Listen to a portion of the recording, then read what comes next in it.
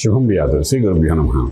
కర్కాటక రాశి వారికి డిసెంబర్ 1వ తారీఖు నుండి 15వ తారీఖు వరకు ఏ విధంగా ఉన్న విషయాన్ని ఇప్పుడు విశేషంగా తెలుసుకుని ప్రయత్నించేద్దాం. కర్కాటక రాశిలో కుజుడు నీచబడి స్తంభించి ఉన్నాడు కాబట్టి ఆ దోషం ఆల్రెడీ కర్కాటక రాశి వారికి వెంటాడుతున్నట్టుగానే ఉంటుంది. అలాగే తృతీయ స్థానంలో కేతు ఉన్నాడు, పంచమ స్థానంలో బుధుడు, రవి ఉన్నాడు, షష్ఠ స్థానంలో శుక్రుడు, అష్టంలో శని. కర్కాటకానికి అష్టమ శని మామూలు మోషన్లోకి వచ్చేసరి కాబట్టి ఆ దోషం కొంత ఉంటుంది. భాగ్యంలో రాహు, అదృష్టం ఇచ్చే ప్లేస్లో రాహు కూర్చున్నాడు, అదృష్టాన్ని ఇవ్వకుండా ఆపుతున్నాడు. లాభంలో బృహస్పతి కనబడుతున్నాడు.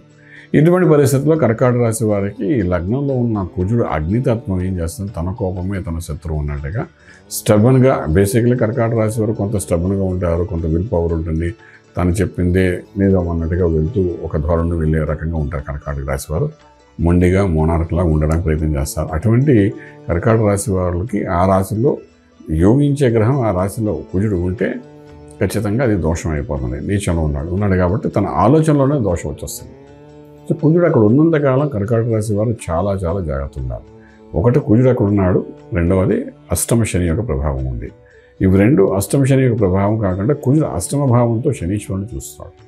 ఇది ఇలాగండి, ఎవరి ముందు ఎవరిని కెలుకుతున్నాడా అంటే ఎవరిని ఏడిపిస్తున్నాడా అంటే కుజుడు శనిని చూసి ఆడుకుంటున్నాడు. శని ఏం చేస్తున్నాడు అంటే అష్టమం ఉన్నాం కాబట్టి తను చేయవలసిన డ్యూటీ వాడు చేస్తున్నాడు.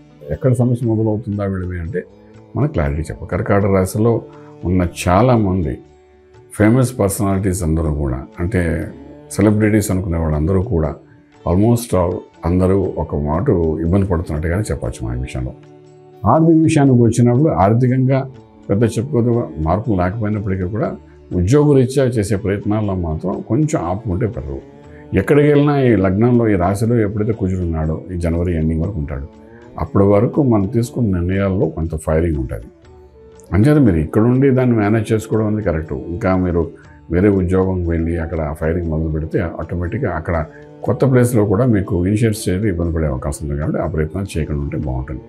సంక్రాంతి అయిన తర్వాత మీరు ప్రయత్నం చేసుకోండి. అలాగే ఇక వ్యాపారం, కొత్త వ్యాపారాలు, డెవలప్మెంట్స్ వీటన్నిటి మీరు ఆలోచించే ప్రయత్నం కూడా మీరు చేయకండి. ఎందుకంటే ఇప్పుడున్న పరిస్థితుల్లో అవి ఏమి పెద్ద అనుకూలమైన వాతావరణం కాదు. ఓకే, నేచురల్గా జరిగే ఇంపోర్ట్ ఎక్స్పోర్ట్ వ్యాపారాలు జరుగుతాయి. అలాగే శుభవార్తలు వింటారా, శుభకార్యానికి వెళ్తారా అంటే ఏదో మమ్మ అనిపించేట్టుగా జరుగుతాయి, అన్నీ వెళ్తారు. తర్వాత భూమికి సంబంధించిన వ్యవహారాలు ఏది నడిపించకుండా ఉంటే బాగుంటుంది. అంటే భూమి కొనడం కానీ అమ్మడం కానీ కోర్టు వ్యవహారాలన్నీ కూడా మనకు అనుకూలంగా జరిగే అవకాశాలు తక్కువే.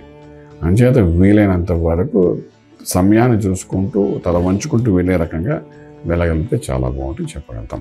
For example real estate, construction, steel, cement, iron వ్యాపారం చేసేవాళ్ళు మీడియేషన్తో స్థలాలు అమ్మడాలు కొనడాలు ట్రేడింగ్ చేసేవాళ్ళు మాత్రం జాగ్రత్తగా చేయడం అవసరం ఉంది. లేకపోతే మాటపడి ఇబ్బంది పడే అవకాశం ఉంటుంది. అలాగే ఇంపోర్ట్ ఎక్స్పోర్ట్ వ్యాపారాలు కూడా అనుకూలంగానే కనబడుతున్నాయి. కానీ ఎలా ఉందో అలా జరుగుతుంది తప్ప ఎక్స్ట్రాగా ఏమో ఆలోచించకండి.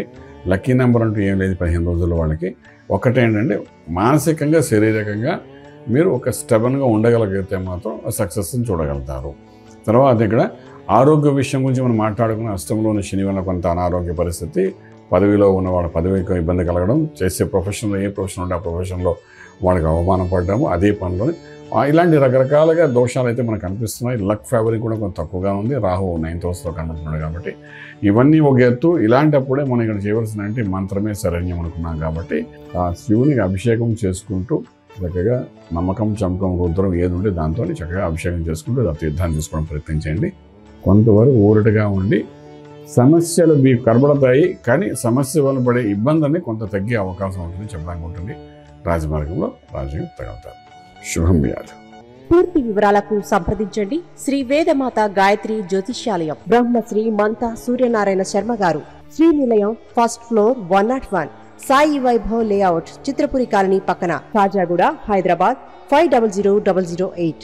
సంప్రదించవలసిన ఫోన్ నంబర్ 8855559147, 8855559148, 9849996644.